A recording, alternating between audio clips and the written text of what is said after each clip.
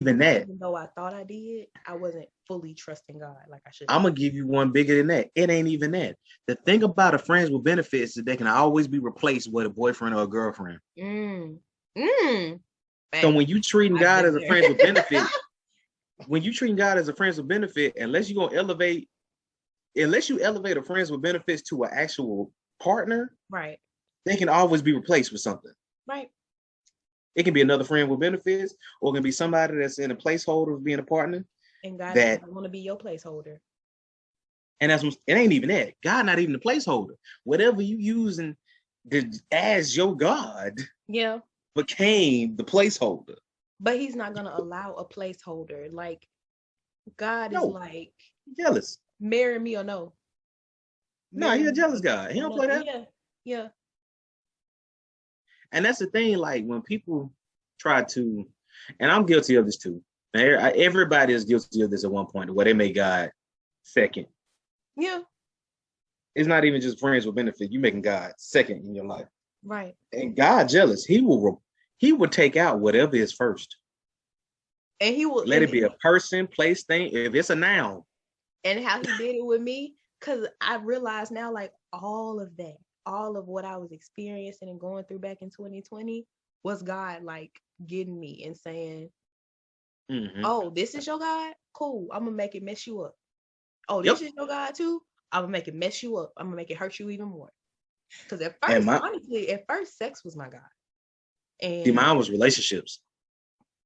Kind of same too. Yeah, both equated for me. Like, well, it wasn't equated for me. Sex was the action for me. The person, or trying to preserve the relationship due to my own lack of self-esteem or any other factors I was doing in my development, would put that person above everything else. So when I would be dating a woman, which was detrimental to me in a lot of ways, is that because this woman is my girlfriend, I want to do whatever I can in order to be there for her, be her boyfriend, be the man she needs, all this other stuff, which is great in theory.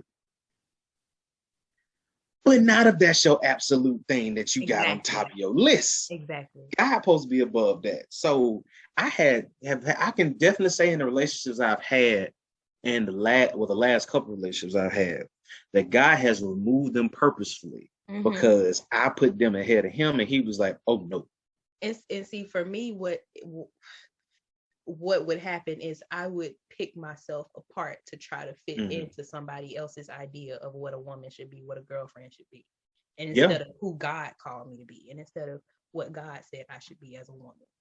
And so I would pick up, if I can be very transparent, I picked up atheism and I picked up witchcraft and all of that stuff because I was trying to fit somebody else's mold of a woman. Yep, of what they thought a woman should be. Yes. And so that wasn't the only reason. Like I just really, again, didn't know what relationship with God was. And so when Satan sees that, you ripe for the picking. Yeah, because he know that since you don't know what relationship with him look like, he gonna, because remember, God creates, the devil manipulates.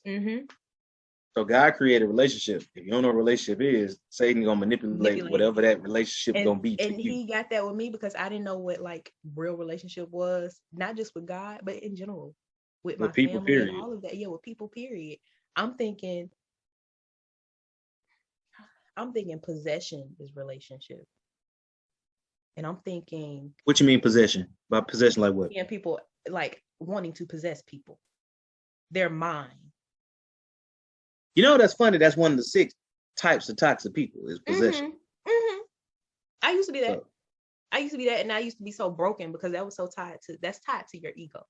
And so I was so broken about that because the possession of them made me find worth. If I can possess this person, I can find worth. I can be worth. And really, you are a lot of times where you attract, or God will really send you a mirror of yourself. Because I was dating somebody who was the same way. People who view things, who date people based on the idea of them and not the reality of them, they just want to possess. Or you dating them on what the projection of what they could be.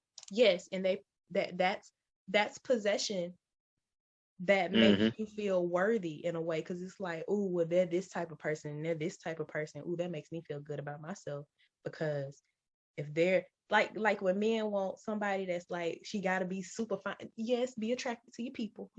I understand attraction. That's important. But when they say like she got to be the baddest and I got to have the most money and I got to have the best car, when you're you are trying to possess something to make you feel worthy. Because that comes from a lack of self-esteem. As a person that has really suffered from a lack of self-esteem my entire life, I can clearly say, and I wasn't a possession person, but I have been possessed. So when it comes to interacting with individuals that have low self-esteem, manipulators pride themselves on preying on people that don't understand what's going on. Yeah. And so the manipulation comes into play to where a lot of times when you got low self-esteem, manipulation can come in many forms, but the one that I always used to run into was the person making it feel like they needed me. Yeah, I feel it. And that was them actually using me. Subconsciously or consciously, because sometimes it can be evil. Yeah. But in those type of regards is when you got to look at stuff and be like, okay. But when you ain't got no relationship with God, or you got God as a friend with benefits, now here's the thing also, connecting it back to this. You know how when you got a friend with benefits and the main thing messing up, you go talk to the friend with benefits about it. Yeah.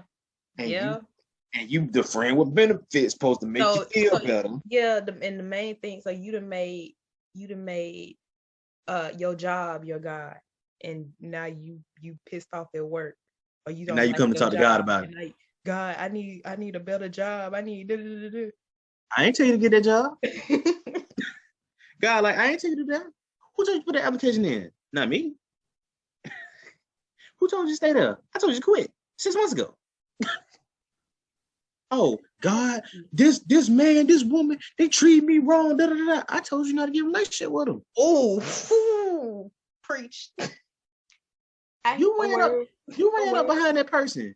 I told you, I gave you red flag after red flag to leave that man or that woman. Word. And now it's to the point where this baby here. Ain't get that far. I'm just saying, but you know, some people's situations. Now you hurt. Now your feelings hurt. Now you mad. Now you trying to figure out why you so broken. I told you not to. Oh, here's one that, the opposite. God, I need a man. God, I need a woman. Da, da, da, da. I sent you like 3. What you do with them? What happened? What you do with them? Oh, they didn't fit your mold of what you thought you wanted. They want them. Oh, interesting. That's your business. And that's the thing, like when the thing about treating God like a friend with benefits is interesting, because usually no matter what movie, situation, scenario you've had, majority of the time, 80 to 90% of the time, the side piece don't want to remain the side piece. And God don't want to remain your side piece. And the God ain't gonna be no side piece. At all. You try to side piece God. Now here's the worst thing. Side piece guys, if you want to, you gonna be on the side too. Ooh. You put me on the side. All these prayers you got, I'm listening to them, but I'm gonna let some stuff hit you. That's gonna fall to the wayside. No, you gonna put me to the wayside. You fall to the wayside. Because the thing about it is, what you don't want to do is make God your side piece, because your covering can be your side piece too. Your blessing that you were supposed to get can be thrown to the side too. Because God can be like, you know what? I was just gonna bless you with something, but since I'm the side piece, don't throw that off. She'll get that in another 3 years. Maybe when she come back to me. Ooh. Listen, putting God to the side would delay your blessings so bad. 100%. 100%. Because again, you keep trying to listen to what you want. And this is the thing about the manifestors and things like that. Okay, what you manifesting? This is no judgment against y'all. If you're listening, yeah, I used to be one or think I was one. This is the problem. you are so focused on what you want to your